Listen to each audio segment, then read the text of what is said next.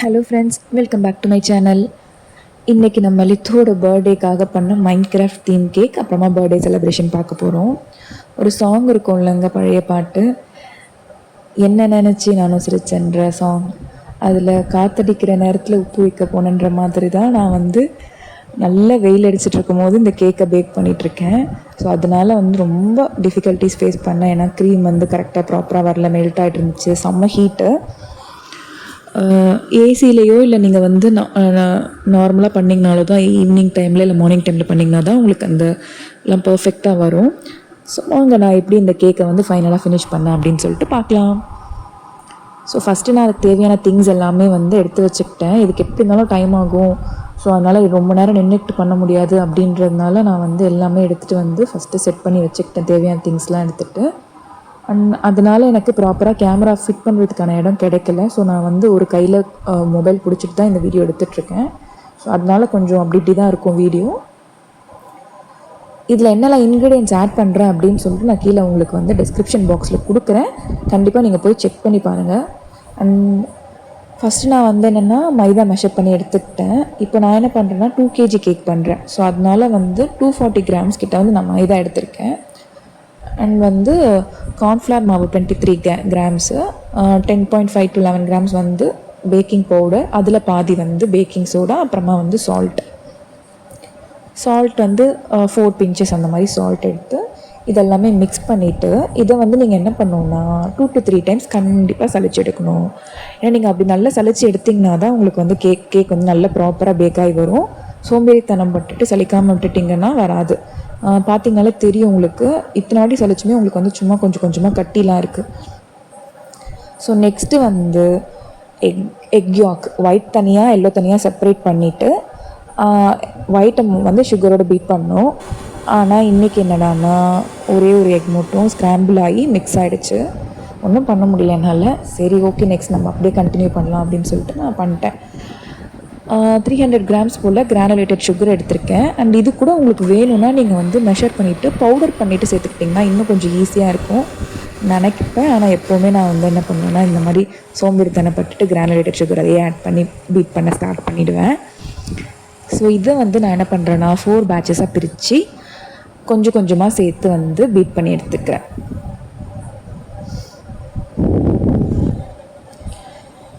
எனக்கு கொஞ்சம் நல்ல கிளைமேட் மாறினதுக்கப்புறமா காலையிலையும் செம்ம மழைங்க, சாயங்காலமும் நல்ல மழை பெஞ்சிச்சு. ஆனால் கரெக்டாக நான் கேக் பேக் பண்ணுற அந்த நேரத்தில் நல்ல வெயில் அடிச்சிச்சு, செம்ம அனலாக இருந்துச்சு. ஸோ ஓகே, எப்படி வருதோ வரட்டும் அப்படின்னு சொல்லிட்டு நானும் என்கிட்ட இருந்த பொறுமையெல்லாம் இழந்து பண்ணிகிட்டு இருந்தேன். அண்ட் நெக்ஸ்ட்டு அதை பீட் பண்ணி முடிஞ்சதுக்கப்புறமா எக் யாக். இது ஏன் ஸ்டிஃப் பீக் வரலன்னா, ஏன்னா அந்த எக்கு எல்லோ மிக்ஸ் ஆகிடுச்சு இல்லையா, அதனால ஸ்டிஃப் பீக்காக வரல. கொஞ்சம் கொஞ்சமாக ஒன் பை ஒன்னாக எக் யாக் ஆட் பண்ணி முடிச்சிட்டேன். அதுக்கப்புறமா என்ன பண்ணேன்னா இது கூட நான் சாக்லேட் சிரப்பும் வெண்ணிலா எசன்ஸும் ஆட் பண்ணிட்டேன். சாக்லேட் சிரப் கொஞ்சமாக நீங்கள் ஆட் பண்ணிங்க அப்படின்னா உங்களுக்கு கேக்கில் எக் ஸ்மெல் வராது. ஸோ அதனால சாக்லேட் சிரப் ஆட் பண்ணிக்கிட்டேன். அண்ட் அதுக்கப்புறமா இந்த வெட் இன்க்ரீடியன்ஸ்லாம் ஆட் பண்ணி முடிச்சதுக்கப்புறமா நெக்ஸ்ட்டு நான் ட்ரை இன்க்ரீடியன்ஸ் கொஞ்சம் கொஞ்சமாக ஆட் பண்ணிக்கிறேன். அண்ட் இதுவுமே நான் ஸ்பாட்டில் வச்சு இந்த வாட்டி பண்ணலை, லோ ஸ்பீட்லேயே நான் கொஞ்சம் கொஞ்சமாக ஆட் பண்ணி பீட் பண்ணிட்டேன். ஆக்சுவலாக 3 to 4 batches அந்த மாதிரிலாம் ஆட் பண்ணல, இந்த மாதிரி கொஞ்சம் கொஞ்சமாக ஆட் பண்ணி பண்ணேன். அது கொஞ்சம் அப்போ தான் ஸ்லோவாக பண்ணும்போது ஈஸியாகவும் இருக்கும்.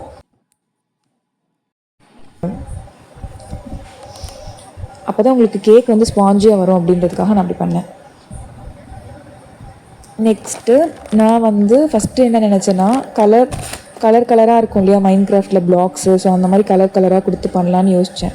அண்ட் அந்த மாதிரி கலர்ஸ் ஆட் பண்ணால் நிறைய கலர்ஸ் தானே நம்ம கேக்கில் ஆட் பண்ணுற மாதிரி இருக்கும். அதனால அதோட பேஸில் எப்படி இருந்தாலும் ப்ரௌன் தானே இருக்க போகுது. ஸோ சாக்லேட் கேக்கே பண்ணிடலாம், அண்ட் க்ரீமில் மட்டும் நம்ம கலர் ஆட் பண்ணி அதுக்கு கொடுத்துக்கலாம் அப்படின்னு யோசித்தேன். And most of the cake நான் ஆல்ரெடி உங்களுக்கு ஃபஸ்ட்டு ஒரு பிரிண்ட் அவுட் எடுத்திருந்தேன் இல்லையா மைண்ட் கிராஃப்ட் தீமில், அதுதான் கட் பண்ணி சுற்றி வைக்க போகிறேன். அதனால் அதுவே மேக்ஸிமம் கவர் ஆகிடும் அப்படின்றதுக்காக சாக்லேட் பேஸ்லேயே கேக் பண்ணிவிட்டு கிராஸ்க்கு மட்டும் க்ரீன் கலர் கொடுத்துட்டு அண்ட் பேலன்ஸ் கவர் பண்ணுறதுக்குலாம் நம்ம இது பண்ணிக்கலாம் அப்படின்னு சொல்லிட்டு நெக்ஸ்ட்டு நான் மார்னிங்கே ஃபாண்டன்ட்டுக்கு ப்ரிப்பேர் பண்ணி வச்சுட்டேன். அண்ட் இதுக்குள்ளே வாட்டர் வைக்கிற மாதிரி ஒரு பிளான். அதனால் நான் என்ன பண்ணேன்னா ஜெல்லி ப்ளூ கலர் கொடுத்து ப்ரிப்பேர் பண்ணி வச்சுக்கிட்டேன். அதை தான் கேக் சுற்றியுமே வச்சுட்டு கேக் சென்டர்லேயும் வைக்க போகிறோம். அண்ட் என்கிட்ட வந்து ஒரு ஸ்கொயர் டின் தான் இருந்துச்சு. ஸோ அதனால் நான் என்ன பண்ணிட்டேன், ஒரு ரவுண்ட் டின்லேயும் ஒரு ஸ்கொயர் டின்லேயும் வந்து கேக் பேக் பண்ண ஸ்டார்ட் பண்ணுறேன். பார்ச்மெண்ட் பேப்பர்லாம் போட்டு அது ஃபஸ்ட்டு நான் ரெடி பண்ணி வச்சுட்டேன். இப்போ அந்த ரவுண்டு ட்ரேயில் இருக்க கேக்கை வந்து நம்ம ஸ்கொயராக கட் பண்ணி பிளாக்ஸ் பண்ணுறதுக்கு யூஸ் பண்ணிக்கலாம். இதை வந்து ஃபஸ்ட்டு ஸ்கொயர் டின்னில் பண்ணதை வந்து பேஸாக வச்சுட்டு அது மேலே நம்ம வந்து பிளாக்ஸ் வச்சுக்கலாம். ஸோ நெக்ஸ்ட்டு வந்து கொக்கோ பவுடர், பட்டர், அதுக்கப்புறமா மில்க் வந்து மிக்ஸ் பண்ணிவிட்டு அதுக்கப்புறமா கொஞ்சம் பேட்டர் எடுத்து அதில் மிக்ஸ் பண்ணிவிட்டு அண்ட் ஃபைனலி அதை வந்து மொத்த பேட்டரோடையும் ஆட் பண்ணிவிட்டு இந்த மாதிரி ட்ரேயில் வந்து ஃபில் பண்ணிக்கிட்டேன். மீன்வேல் இது கேக் பேக் ஆகிட்டு வர வரைக்கும் நம்ம வந்து அடிஷ்னலாக வேறு என்னெல்லாம் ப்ரிப்பேர் பண்ணணுமோ அதெல்லாம் ப்ரிப்பேர் பண்ணலாம்னு சொல்லிட்டு விப்பிங் க்ரீம் பீட் பண்ணேன். உங்கள்கிட்ட தான் ஆல்ரெடி சொன்னேன்ல, நான் வந்து நல்ல வெயிலில் தான் ப்ரிப்பேர் பண்ணிகிட்ருக்கேன் அப்படின்னு சொல்லிட்டு. அதனால் வந்து விப்பிங் க்ரீமு இவ்வளோ தான் விப் ஆச்சு. சரி ஓகே, கிராஸ்க்கு தானே கொஞ்சமாக யூஸ் பண்ண போகிறோம். அண்ட் ஆக்சுவலாக நான் வந்து கனாச் வச்சு ஃபில் பண்ணிக்கலாம்னு சொல்லிட்டு ஆல்டர்னேட்டாக வேறு ஐடியா யோசிச்சுட்டேன். அண்ட் இதெல்லாம் தான் பேக் ஆகி வந்துருச்சு. அண்ட் என்னோடய ஜெல்லியும் ரெடி ஆகிடுச்சு. ஸோ நம்ம அசம்பிள் பண்ண ஸ்டார்ட் பண்ணிடலாம்.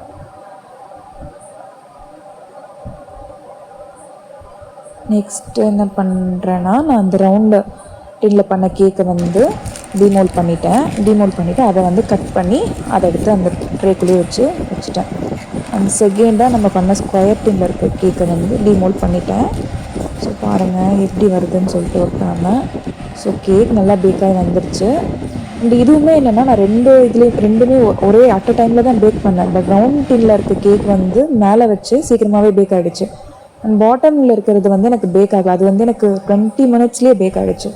ஸோ நெக்ஸ்ட்டு அதை மட்டும் ரிமூவ் பண்ணிவிட்டு இது அடிஷ்னலாக நான் ஒரு 15 மினிட்ஸ் வச்சேன். இது வந்து சாக்லேட் கனாச்சு. இது எப்படி ப்ரிப்பேர் பண்ணேன்னா 2:1 ரேஷியோவில், அதாவது 500 கிராம்ஸ் ஆஃப் டார்க் காம்பவுண்ட் சாக்லேட்டும் 250 ml வந்து நான் ஃப்ரெஷ் க்ரீம் வாங்கிட்டேன்.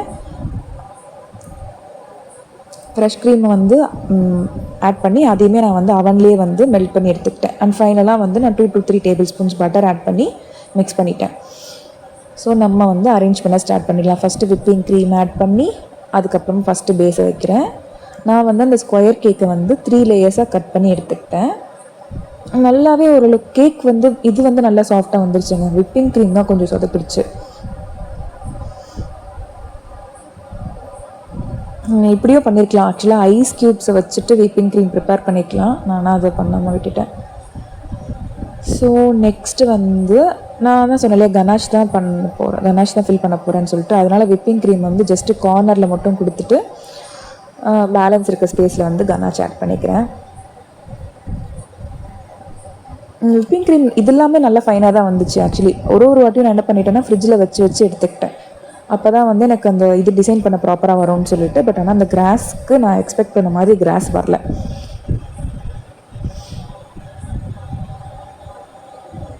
நான் நெக்ஸ்ட் வீடியோவில் அந்த எப்படி வந்து இந்த கிராஸ் எல்லாம் வந்து பண்ணுறது அப்படின்னு சொல்லிட்டு தனியாகவே போடுறேன். ஸோ அந்த 3 லேயர்ஸ் அடுக்கி முடிச்சுட்டு அதுக்கப்புறமா இந்த மாதிரி தான் அந்த பிளாக்ஸ் வைக்கிறதுக்கு கட் பண்ணி எடுத்துக்கிட்டேன். கட் பண்ண இந்த பீஸை வந்து நான் மேலே வந்து வச்சுக்கிட்டேன். ஸோ இப்போ இங்கே இருக்கிற இந்த ஸ்பேஸில் வந்து கொஞ்சம் வாட்டர் செட் பண்ணுற மாதிரி நடுவில் மட்டும் செட் பண்ணிவிட்டு இதை வந்து க்ரம் கோட் கொடுத்து கவர் பண்ணிவிட்டு நெக்ஸ்ட்டு லாஸ்ட்டாக ஃபைனலாக வந்து அது மேலே நான் கனாச் ஊற்றிக்கிட்டேன். நான் என்ன நினச்சேன்னா வீடியோ எடுத்துகிட்ருக்கேன்னு நினச்சிட்டேன். பட் ஆனால் அது பாஸ்லேயே இருந்திருக்கு. அதனால் வீடியோ வந்து கட் ஆகிடுச்சு, ஃபைனல் வீடியோ. ஸோ அதனால் என்னால் அது காட்ட முடியல. ஆஸ் யூஷுவல் நான் நார்மலாக தாங்க வந்து ஃபுல்லாக ஐஸ் கோட்டிங் கொடுத்து முடிச்சதுக்கப்புறமா கனாச் யூஸ் பண்ணி ஃபில் பண்ணிவிட்டேன்.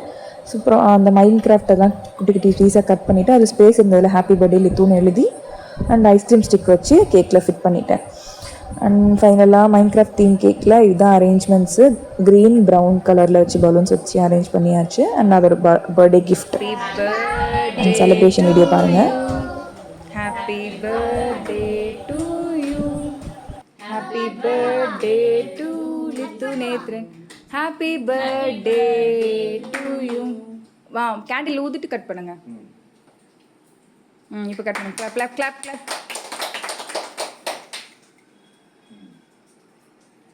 இந்த கதவை சாத்த சொன்னாங்க. ஜித்து கூட எடுத்து கூட அவனுக்கு ஆ கொடு. ஜித்து சாப்பிட தெரியாது அவனுக்கு. భద్రంగా ఉంటావాల పోయి చూడు కావాలంటే. ஹாப்பியா லித்து? பிடிச்சிருக்கா மைண்ட் கிராஃப்ட் கேக் பிடிச்சிருக்கா?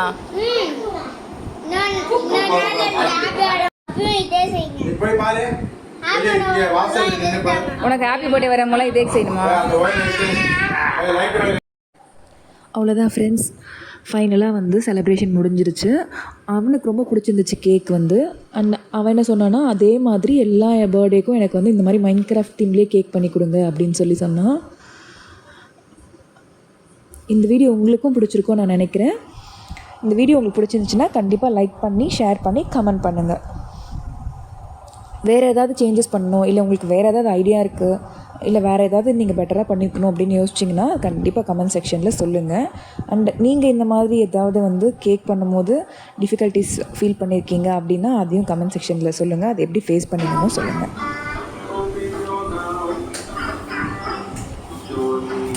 மறக்காமல் சேனலுக்கு சப்ஸ்கிரைப் பண்ணுங்கள்.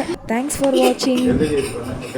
இந்த ஃபைனல் கிளிப்பிங்ஸ்லாம் வந்து இந்த கார் எப்படி யூஸ் பண்ணணும் அப்படின்றது தான் போட்டிருக்கேன். ஸோ உங்களுக்கு இந்த கார் வாங்குறதுக்கு ஏதாவது ஐடியா வேணும் அப்படின்னு தோணுச்சுன்னா நீங்கள் வந்து கமெண்ட்டில் சொல்லுங்கள். நான் லிங்க் வேணால் உங்களுக்கு ஷேர் பண்ணுறேன். இது அமேசானில் வாங்கினது தான். தேங்க்யூ ஃப்ரெண்ட்ஸ், பாய். அப்கமிங் வீடியோஸில் இந்த காரை எப்படி அசெம்பிள் பண்ணோம் அப்படின்றதுமே வந்து நான் போடுறேன். ஸோ அதையும் கண்டிப்பாக போய் செக் பண்ணி பாருங்கள் ஃப்ரெண்ட்ஸ்.